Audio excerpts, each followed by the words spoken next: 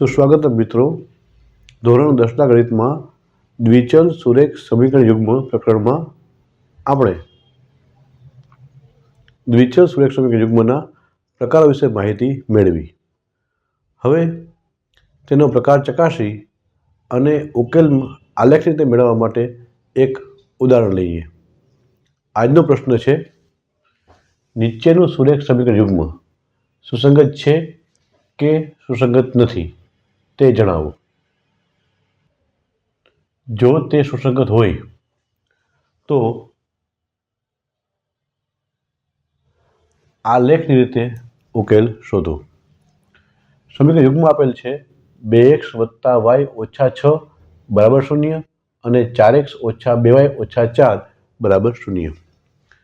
આ સમીકરણ યુગ્મ સુસંગત છે કે નહીં તે ચકાસવાનું છે, અને જો સુસંગત હોય તો આલેખ રીતે તેના ઉકેલ મેળવવાના છે.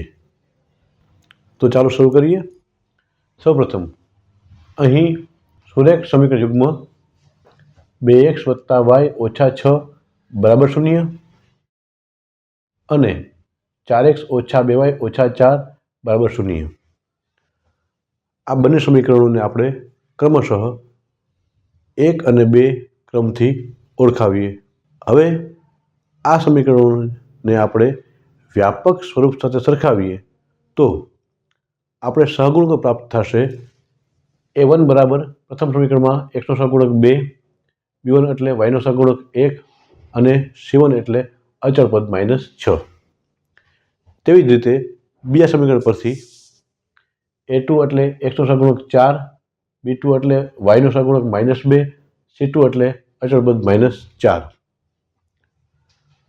હવે આ સહગુણકો પરથી સૌપ્રથમ xના સહગુણકો a1 અને a2નો ગુણોત્તર લઈએ તો a1/a2 બરાબર 2/4. 2 × 2 અને 2 × 2 4 તો મળશે 1/2. ત્યારબાદ yના સહગુણકો b1 અને b2નો ગુણોત્તર લઈએ તો b1/b2 બરાબર 1/-2. 1/-2. માઇનસ નિશાની વચ્ચે લખીએ તો -1/2. આપણે જોઈ શકીએ કે બંને ગુણોત્તરો ભિન્ન પ્રાપ્ત થાય છે.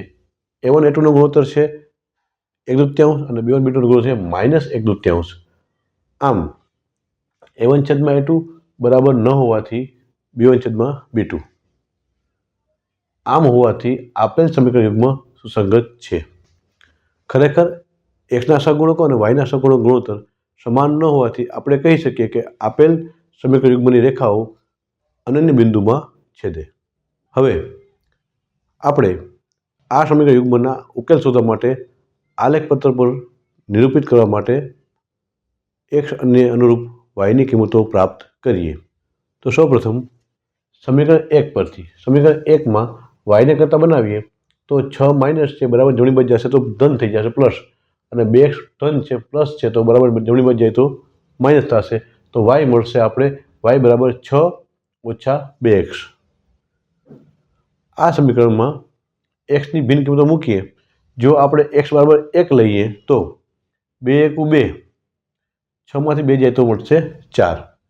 આ રીતે x 1 હોય ત્યારે y મળે છે 4. તે જ રીતે જો x બરાબર 3 લઈએ તો અહીંયા 3 મૂકીએ તો 2 તેરી 6, 6 માંથી 6 જાય તો 0, y મળે 0. જો xની કિંમત 3 મૂકીએ તો y મળશે 0. આ જ રીતે આપણે બીજા સમીકરણમાંથી xને અનુરૂપ yની કિંમતો મેળવીએ તો સમીકરણ 2 પરથી સમીકરણ 2માં yનો સહગુણક ઋણ હોવાથી તેને જમણી બાજુ ખસેડીએ તો -2y છે થઈ જશે +2y, અને 2 છે એ છેદમાં જશે તો 4x - 4/2. આમ y બરાબર 4x - 4/2. આ સમીકરણમાં xની સ્થાને આપણે ભિન્ન કિંમતો મૂકીએ તો જો xની કિંમત આપણે 1 લઈએ તો 1 મૂકીએ 4 × 4, 4 × 4 જશે 0, 0/2 એટલે 0. x 1 લઈએ ત્યારે y મળે છે 0. આ જ રીતે જો આપણે x બરાબર 3 લઈએ તો 4 તેરી 12, 12 માં 4 જાય તો 8, 8ના છેદમાં 2 એટલે મળશે 4. આ રીતે x 3 હોય ત્યારે y મળે છે 4. હવે આ બંને સમીકરણોની xને અનુરૂપ yની કિંમતોને આપણે આલેખ પત્ર પર નિરૂપિત કરીએ તો સૌપ્રથમ સમીકરણ 1 પરથી xયામ 1 ત્યારે ym મળશે 4. xયામ 1 ત્યારે ym મળશે 4. બિંદુ અહીં પ્રાપ્ત થાય છે 1, 4. ત્યારબાદ xયામ 3 અને ym 0. x અક્ષ ઉપર 3 અને y અક્ષ ઉપર 0 એટલે બિંદુ પ્રાપ્ત થાય છે અહીં 3, 0. હવે આ બિંદુમાંથી પસાર થતી રેખા દોરીએ તો રેખા પ્રાપ્ત થાય છે આ રીતે 2x વત્તા y માઇનસ 6 બરાબર 0. આ રીતે સમીકરણ 1ની રેખા પ્રાપ્ત થાય છે. હવે સમીકરણ 2 પરથી લીધેલું છે xની કિંમત xયામ 1 છે ym છે 0. xયામ 1 ym 0 બિંદુ પ્રાપ્ત થાય છે 1, 0 અહીં. આ જ રીતે બીજું બિંદુ લઈએ xયામ 3 ત્યારે ym 4. xયામ 3 ત્યારે ym 4 બિંદુ પ્રાપ્ત થાય અહીં 3, 4.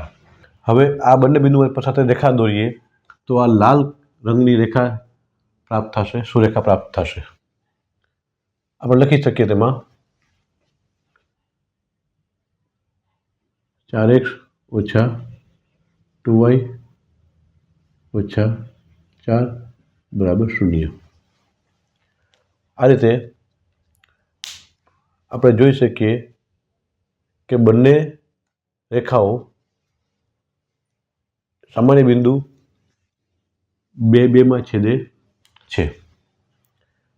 બિંદુ 2, 2 એ બંને રેખાઓ પર આવેલું બિંદુ છે અને બંને રેખાઓનું સામાન્ય બિંદુ છે અથવા તો છેદ બિંદુ છે. એટલે આપણે કહી શકીએ કે આપેલ સમીકરણ યુગ્મનો ઉકેલ xયામ 2 અને yયામ પણ 2, x બરાબર 2 અને y બરાબર 2. આ બાબત આપણે નોંધીએ તો આલેખ પરથી સ્પષ્ટ છે કે બિંદુ 2, 2 એ બંને રેખાઓનું સામાન્ય બિંદુ છે. માટે આપેલ સમીકરણ યુગ્મનો ઉકેલ x બરાબર 2 અને y બરાબર 2 છે. આ રીતે આપણે આપેલ સમીકરણ યુગ્મને આલેખ પત્ર પર નિરૂપિત કરી તેના ઉકેલ વિશે નિર્ણય લઈ શકીએ. આભાર.